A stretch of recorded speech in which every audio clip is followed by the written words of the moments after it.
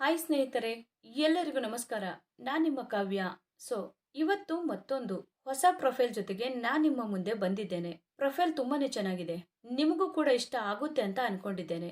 ಇವರ ವೈಯಕ್ತಿಕ ಪರಿಚಯ ಬಂದು ಹೆಸರು ಸೇವಂತಿ, ಊರು ಧಾರವಾಡ, ವಯಸ್ಸು 28 ವರ್ಷ ತುಂಬಿದೆ.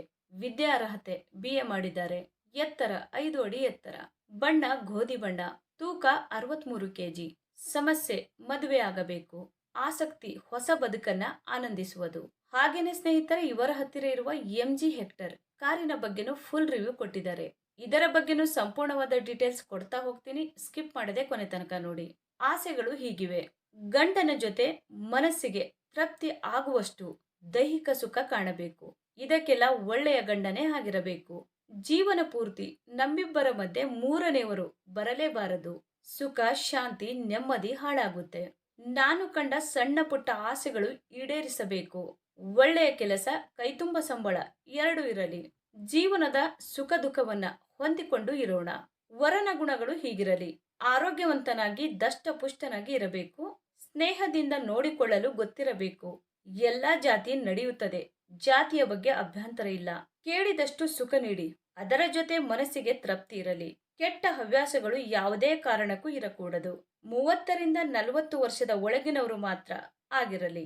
ಹಾಗೇನೆ ಸ್ನೇಹಿತರೆ, ಇವರ ಹತ್ತಿರ ಇರುವ 2023ನ MG hectare sharp pro 1.5 turbo petrol ಕಾರಿನ ರಿವ್ಯೂ ನೋಡೋದಾದ್ರೆ, ಒಳಗಿನ ಫೋಟೋಗಳು ಎಲ್ಲ ಈ ರೀತಿಯಾಗಿ ಇವೆ ಅಂತ ಹೇಳಿಕೊಂಡಿದ್ದಾರೆ. ಈ ಕಾರಿನ ಪ್ರೈಸ್ ಬಂದ್ಬಿಟ್ಟು 19,95,000 ಆಗಿರುತ್ತೆ. 2023ನಲ್ಲಿ ಇದನ್ನ ಪರ್ಚೇಸ್ ಮಾಡಿರ್ತಾರೆ.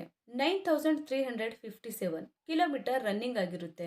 ಮ್ಯಾನುಫ್ಯಾಕ್ಚರಿಂಗ್ ಇಯರ್ ಬಂದು ಮಾರ್ಚ್ 2023 ಆಗಿರುತ್ತೆ. ಫ್ಯೂಲ್ ಟೈಪ್ ಬಂದು ಪೆಟ್ರೋಲ್ ಆಗಿರುತ್ತೆ. ಟ್ರಾನ್ಸ್ಮಿಷನ್ ಎಲ್ಲ ಕೂಡ ಆಲ್ಮೋಸ್ಟ್ ಆಟೋಮೆಟಿಕ್ ಆಗಿರುತ್ತೆ. ನಂಬರ್ ಆಫ್ ಓನರ್ ನೋಡೋದಾದ್ರೆ ಫಸ್ಟ್ ಓನರ್ ಆಗಿರ್ತಾರೆ. ಇನ್ಸೂರೆನ್ಸ್ ನೋಡೋದಾದ್ರೆ ಕಂಟಿನ್ಯೂ ಇದೆ ಅಂತ ಹೇಳಿಕೊಂಡಿದ್ದಾರೆ. ಸ್ನೇಹಿತರೆ, ಈ ಕಾರಿನ ಒಳಗಡೆ ಸೀಟ್ ಎಲ್ಲ ಈ ರೀತಿ ಇದೆ ಅಂತ ಹೇಳಿ ಮಾಹಿತಿಯನ್ನ ಸ್ಪಷ್ಟವಾಗಿ ತಿಳಿಸಿಕೊಟ್ಟಿದ್ದಾರೆ. ಹಾಗೇನೆ ಸ್ನೇಹಿತರೆ, ಇಂಜಿನ್ ಮತ್ತು ಟ್ರಾನ್ಸ್ಮಿಷನ್ ನೋಡೋದಾದ್ರೆ, ಇಂಜಿನ್ ಬಂದು 1451 cc ಇದೆ ಮತ್ತು 4 ಸಿಲಿಂಡರ್ಸ್ DOHC ಆಗಿರುತ್ತೆ ಅಂತಾನು ಹೇಳಿಕೊಂಡಿದ್ದಾರೆ.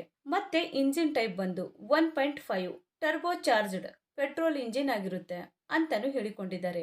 ಹಾಗೇನೆ ಮ್ಯಾಕ್ಸಿಮಮ್ ಪವರ್ ನೋಡೋದಾದ್ರೆ 141 BHP ಮತ್ತೆ RPM ಬಂದು 5000 ಅಂತಾನು ಹೇಳಿಕೊಂಡಿದ್ದಾರೆ. ಮತ್ತೆ ಟೋರ್ಕ್ಯೂ ಬಂದು 250 Nm ಆಗಿರುತ್ತೆ. ಎಮಿಷನ್ ಸ್ಟ್ಯಾಂಡರ್ಡ್ ಬಂದು BS6 ಅಂತಾನು ಹೇಳಿಕೊಂಡಿದ್ದಾರೆ. ಸ್ನೇಹಿತರೆ, ಇದು ಇಷ್ಟು ಈ ಒಂದು ಕಾರಿನ ಕಂಪ್ಲೀಟ್ ರಿವ್ಯೂ ಆಗಿರುತ್ತೆ.